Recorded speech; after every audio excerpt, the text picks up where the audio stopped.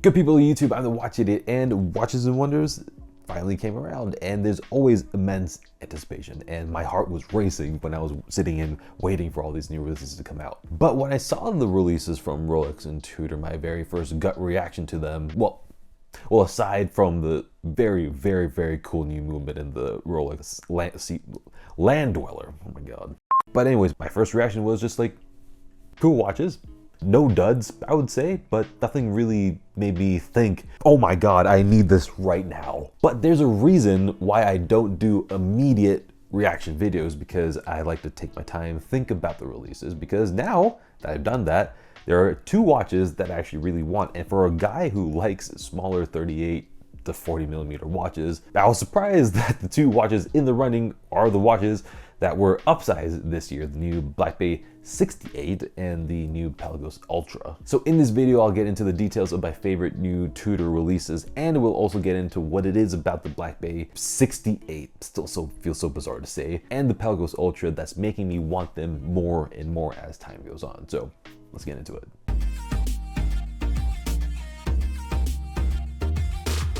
And speaking of the Pelagos, we have a new one, the Pelagos Ultra, which is water resistant to 1,000 meters, because of course I have been complaining nonstop that 500 meters is not even wearable in the shower. So what's a man to do? And at first I was pretty lukewarm about it. I was like, okay, that's cool. There's not that much different apart from the very, let's be honest, useless extra water resistance. But the more I was looking at it, the more I was liking it. And I'll get into my deeper thoughts about how it relates to my Pelagos 42 and my FXD for that matter in another video. But real quick, the dimensions are 43 millimeters across, 14.5 millimeters thick, and it's got a 22 millimeter lug width. So very similar to the original Pelagos, which is 42 millimeters across and 14.3 millimeters thick with the same 22 millimeter lug width. But weirdly enough, I think that this is gonna wear even better than my 42 millimeter Pelagos, because it's effectively got a smaller dial, meaning that the indices seem to be bigger and closer to the center because the raised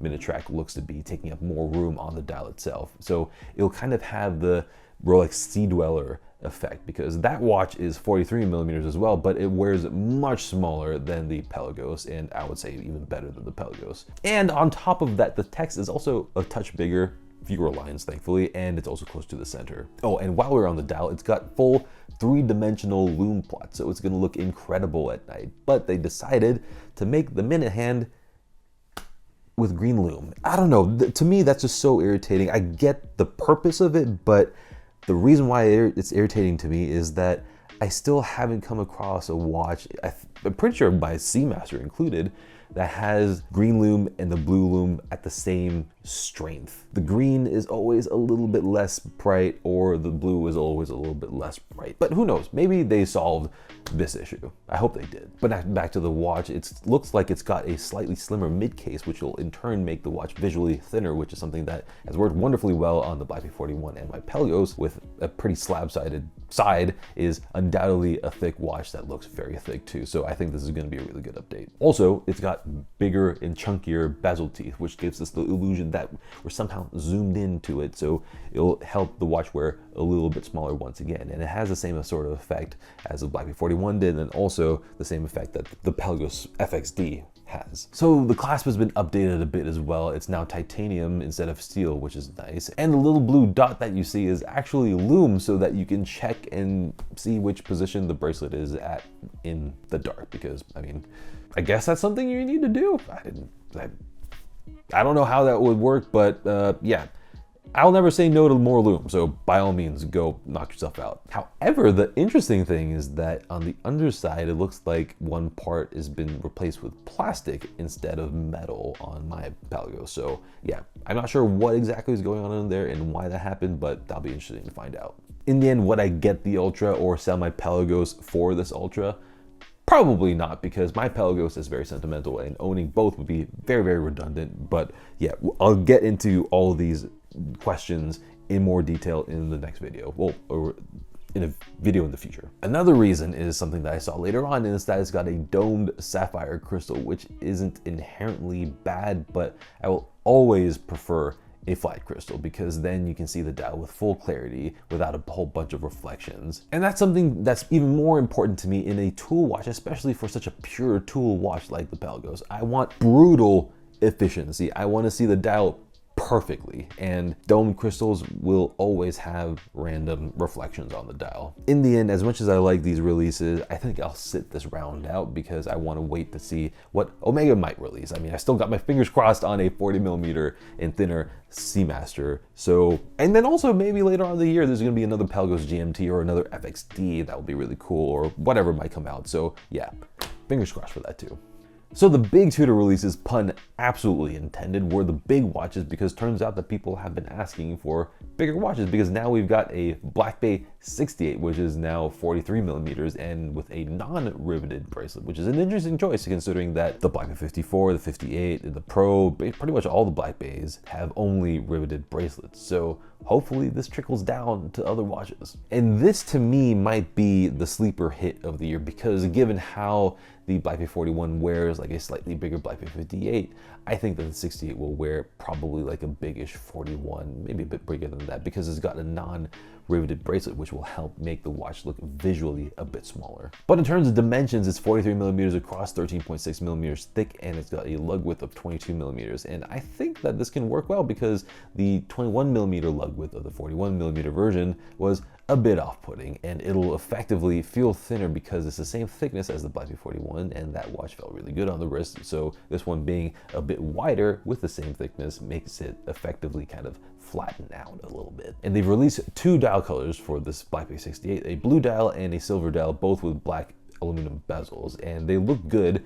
And it would have been nice to have a monochrome version. I'm sure many folks would appreciate that, but I guess Tudor just doesn't want to step on the toes of the Black Bay 41 monochrome. For me, the silver dial is looking the most interesting because it just has such a clean look to it, and I love the contrast at play here. And also, I don't have very many light dial watches, especially dive watches in general. I'll admit that a bigger Black Bay was not what I was expecting, especially because of how many people like smaller watches, but I think that it's a smart move because they're covering all the sizes. They have a 37mm Black Bay, 39, 41, and now 43. Because in the end, there are people with larger wrists, and I've seen comments on other videos saying that they think a 39mm watch on their wrist looks tiny. And if they feel that, then that's valid because they're feeling that. In the end, more choice for more folks can't be a bad thing. People like what they like, and others shouldn't tell them that they're wrong for their own personal likes and dislikes. I have a 7.5-inch wrist, and I wear watches that are 42mm and more, but I prefer smaller watches, and I love my Black Bay 54. Some folks with smaller wrists might like bigger watches too. That's all good. That said, I'm not rushing out to get this one, but if I'm gonna be getting a Tudor from this set of releases, it's gonna be this Black Bay 68 silver dial, because it doesn't have anything inherently vintage about it, if you think about it. I mean, it looks like a full-on tool watch without going full Pelagos.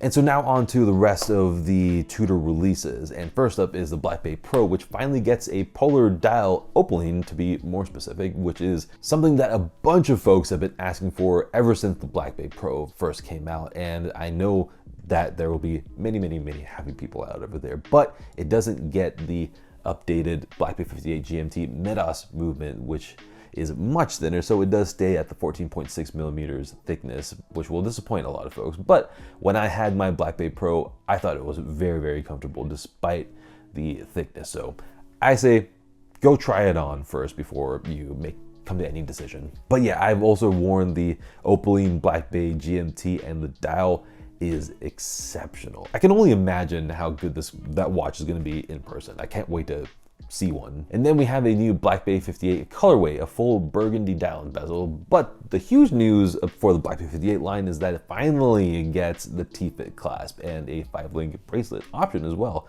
And this one is also very tempting, but let's see what happens, because I just don't see myself wearing a fully red watch very much. And also on top of that, it's all red, obviously, but it's very shiny and glitzy, and that obviously makes it just a little bit more difficult for me to wrap my head around and actually wear it on a daily basis, or as much as I would like to. So there you have it. Let me know what you think about Tudor's new releases down in the comments, and until the next video, good day.